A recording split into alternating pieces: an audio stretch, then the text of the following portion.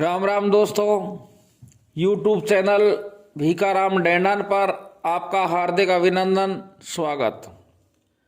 दोस्तों, मैं आपको सुना रहा था नलपुराण इतिहास, और नलपुराण इतिहास के मैं आपको 22 भाग सुना चुका हूं। दोस्तों, आज मैं आपकी सेवा में नलपुराण इतिहास का 23वां भाग लेकर के आया हूं। लेकिन दोस्तों, मैं आपसे निवेदन करना चाहता हूं कि नलपुराण इतिहास में आजकल श्रोता बहुत कम देख रहे हैं। इस कारण से मैं ये आपको 23वां भाग सुनाऊंगा, और 23वां भाग सुनाने के बाद मैं गैप लूंगा। जब तक मेरे वीडियो पे कमेंट नहीं आएंगे श्रोताओं के कि भाई आगे का भाग सुनाया जाए, जब तक मैं आगे का भाग नहीं सुनाऊंगा। तो दोस्तों, हम 23वां भाग सुनने से पहले आपका ध्यान में एपिसोड 22 से जोड़ता हूं कि 22 में क्या होता है कि राजा मैनपाल नल और मनसुख कासिम सिंह के पुत्र बूंदा को बंदी बना लेते हैं। इधर को कासिम सिंह की सारी सेना भज करके और कासिमगढ़ में जाती है, तो भयंकर सिंह और विश्वजीत और कासिम सिंह जी महाराज विचार करते हैं कि मेरा महापराक्रमी योद्धा, मेरा महापराक्रमी पुत्र बूंदा बंदी बन गया है। मैं अब खुद देखना चाहता हूं कि वो कितने बलवान हैं। कड़ के रण क्षेत्र में मैं खुद चलूंगा। तो दोस्तों, वो रणनीति बनाते हैं, और इधर को नल और मनसुख गजमोतन और राजा मैनपाल भी सोच विचार कर रहे हैं कि न जाने कल का युद्ध किस तरीका का होगा, क्योंकि उनका बेटा बूंदा हमने बंदी बना रखा है। दोस्तों, सुबह हो जाता है और कासिम सिंह जी महाराज अपने दोनों पुत्रों के साथ में रण क्षेत्र में आ जाते हैं। इधर को मैनपाल जी महाराज और मनसुख नल अपनी सेना को लेकर के वो भी रण क्षेत्र में आ जाते हैं। अब क्या होता है कि भयंकर सिंह और विश्वजीत ये दोनों युद्ध करते हैं, जिससे एक से मनसुख युद्ध करता है, एक से नल युद्ध करता है। और कासिमगढ़ का राजा कासिम सिंह श्यामनगर के राजा मैनपाल से युद्ध करता है। लेकिन दोस्तों, मैं आपको एक बताना चाहता हूं कि जो कासिमगढ़ का राजा कासिम सिंह था, उसके साथ में चंडी ज्वाला उनकी खेड़े की देवी युद्ध कर रही थी। तो मैनपाल महाराज जी है जो कुछ ढीला पड़ जाते हैं और धीरे धीरे पीछे को हटने लग जाते हैं। तो कासिम सिंह जी महाराज अपने वीरों का उपयोग करता है। कासिम सिंह जी के पास में 4 वीर थे। वो 4 वीरों का स्मरण करता है और मैनपाल महाराज के ऊपर उनका आक्रमण करवाता है। जैसे ही आक्रमण करते हैं वो वीर, तो मैनपाल महाराज परेशान हो जाते हैं और कासिम सिंह जी उनको बंदी बना करके वापस रण छोड़ के और कासिमगढ़ में आ जाते हैं। इधर को युद्ध चलता रहा। दोस्तों, युद्ध चलता रहा तो नल और मनसुख दोनों मन में विचार करते हैं कि हमारा पिताजी बंदी बन चुका है, और उसको कासिम सिंह बंदी बना करके अपनी राजधानी ले गए हैं। हमको जल्दी से जल्दी कोई विचार करना चाहिए कि क्या करना होगा। नल घोर युद्ध करता है, मनसुख भी घोर पराक्रमी था, बड़ा बलवान योद्धा था। वो भयंकर सिंह से युद्ध कर रहा था। इधर को विश्वजीत से युद्ध नल कर रहा था। दोस्तों, इतना भयंकर युद्ध हुआ कि कोई सा भी योद्धा आपस में हार नहीं मानता, क्योंकि इधर को नल था, वो भी 4 कला से अवतार था। भवानी मैया का आशीर्वाद उनके ऊपर था। तो दोनों आपस में जब युद्ध करते हैं तो एक दूसरे पे हावी हो जाते हैं, लेकिन हार कोई सा नहीं मानता है। इस तरीका से युद्ध करते करते शाम के 5 बज जाते हैं, और 5 बजने के बाद में युद्ध बंद कर दिया जाता है। दोनों की सेना अपने अपने शिविरों में चली जाती है और अपने अपने शिविरों में जाकर के सारी सेना का निरीक्षण करती हैं। इधर को राजा नल मनसुख निरीक्षण कर रहे हैं कि हमारी सेना को बहुत नुकसान हुआ है, और हमारा पिताजी मैनपाल महाराज भी कासिम सिंह राजा उसको बंदी बना के ले गए हैं। अब क्या किया जाए। उसी टाइम पे गजमोतर आ जाती है। और गजमोतन आकर के नल और मनसुख से कहने लगती है कि मनसुख, मैंने आपसे पहले ही कहा था कि ये योद्धा बड़े बलवान है और यहाँ की सीमा बंगाले से टच है। यहाँ के आसपास के जितने भी क्षेत्र हैं इनके पास में कुछ न कुछ जादू होता है। और जो कासिमगढ़ का राजा है कासिम सिंह, उसके पास में भी 4 वीर थे और वो 4 वीरों से आक्रमण करा करके हमारे पिताजी को बंदी बना के ले गया है। मैं आपसे कहना चाहती हूं कि कल का जो रण होगा, कल का जो महाभारत होगा, उस रणभूमि में मैं आपके साथ में चलूंगी और मैं भी मेरी जादू विद्या का प्रयोग करूंगी जिससे तुम्हारी विजय हो सकती है। इधर को कासिम सिंह की सेना है जो भी इकट्ठी हो जाती है और राजा कासिम सिंह अपने दोनों पुत्रों से कहता है कि बेटे, मैंने मैनपाल राजा को बंदी बना लिया है और कल का युद्ध हमें ऐसा करना है जिसमें नल बंदी बन जाए और मनसुख भी बंदी बन जाए, इसके बाद में हमारी विजय होगी।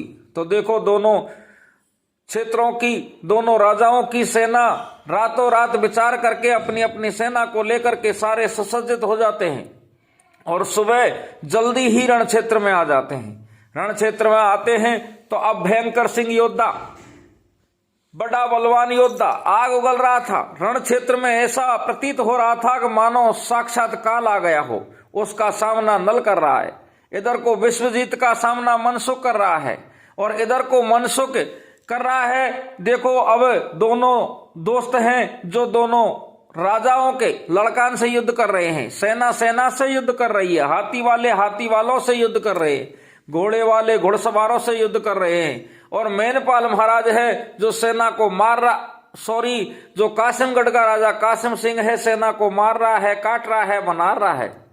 इधर को गजमोतिन मन में विचार करती है कि मैं भी युद्ध करने के लिए चलूं, तो वो तुरंत अपने मर्दाने भेष में आ जाती है, जनाने भेष को फेंक देती है, एक घोड़े पे सवार होकर के जाती है और वो रण क्षेत्र में मारा काट मचाती मचाती नल और मनसुख युद्ध कर रहे थे उनके पास में पहुंच जाती है।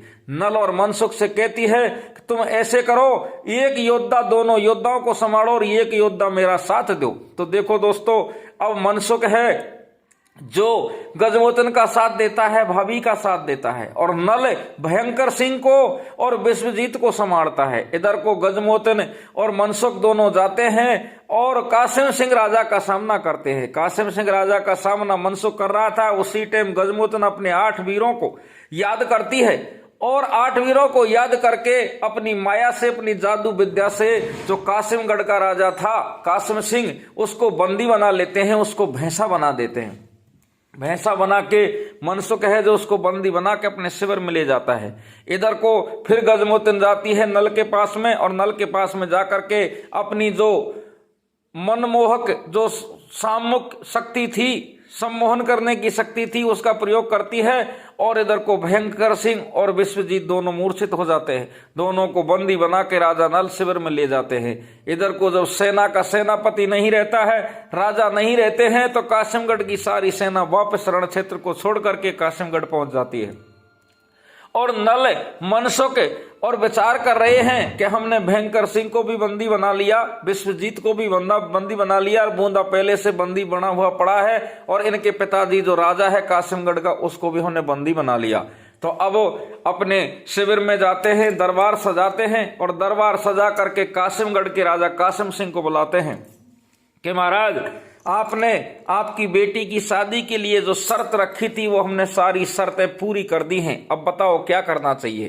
तो कासिमगढ़ का राजा नल से कहता है कि बलवान योद्धा, वीर योद्धा, मैं आपको पहचान चुका हूं कि आप बहुत बड़े बलवान योद्धा हैं और मेरी शर्तों को आपने पूरा कर लिया है। अब मैं ये वचन देता हूं कि किसी प्रकार का छल नहीं करेगा, क्योंकि राजा होते हैं वो मर मिटने के लिए तैयार होते हैं लेकिन अपने वचन को नहीं तोड़ते हैं। मैं तुम्हें वचन देता हूं कि मुझे मुक्त करो और मैं किसी प्रकार का कोई षड्यंत्र नहीं रचूंगा। मेरी बेटी समीरा की शादी तुम्हारे दोस्त मनसुख के साथ में करूंगा। लेकिन नल कहता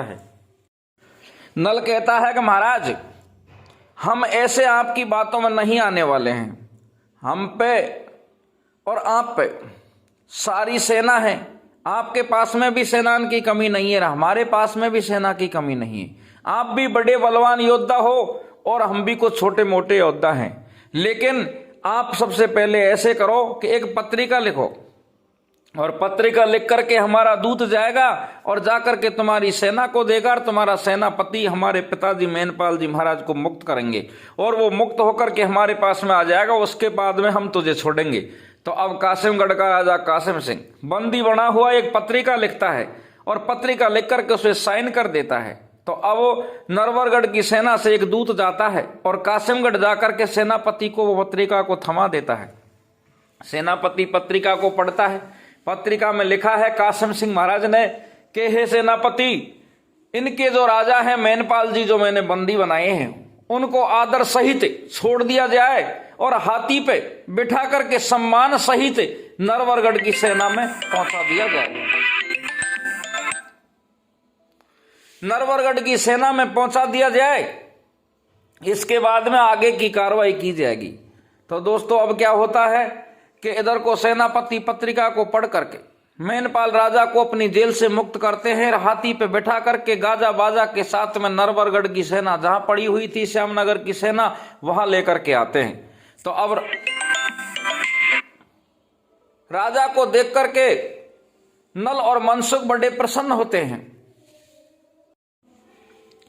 नल और मनसुख बड़े प्रसन्न होते हैं, सारी सेना प्रसन्न होती है, और इधर को कासिम सिंह राजा को वो भी मुक्त कर देते हैं। मुक्त करने के बाद में फिर भयंकर सिंह को और विश्वजीत को और बूंदा को मुक्त करते हैं। तीनों पुत्रों को मुक्त करने के बाद में उनको सहर्ष विदा करते हैं और गाजा बाजा से उनको उनकी नगरी में ले जाते हैं। इधर को कासिमगढ़ का राजा कासिम सिंह कहता है कि महाराज अब तुम्हारा हमारा मेल हो गया है, आप ऐसे करो। अब कासिम सिंह राजा मेनपाल से कहता है कि महाराज हम वचन से मुकरने वाले नहीं हैं, अब कोई युद्ध भी नहीं होगा, लेकिन अभी मेरी एक शर्त बाकी है, और शर्त यह है कि जो तोरण होगा वो 80 गज ऊंचा होगा और वो दूल्हे को तोरण मारना पड़ेगा।